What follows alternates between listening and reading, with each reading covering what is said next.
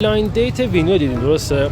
توی بلایند دیت وینی آیا این درسته که حالا جوونا توی رابطه ها میتونستن هر چی که داشتن رو بذارن ولی الان بعد بلایند دیت دیگه نه؟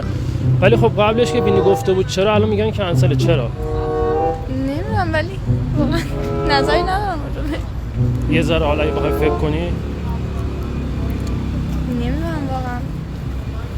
سخت شد سوالم. آره آخه سوالم سخت بود.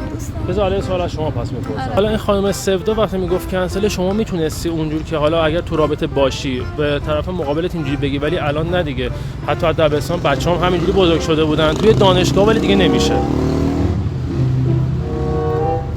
من نظری ندارم ولی منظورشون نظری ندارم واقعا راجعش. بخشش کنم سوالم. آره اینطوری خیلی بهتره اگه واضح‌تر بشه. واضح‌تر باشه سوال. آره اگه نظرتون راجع آره اینا رو که کات میکنم. منظور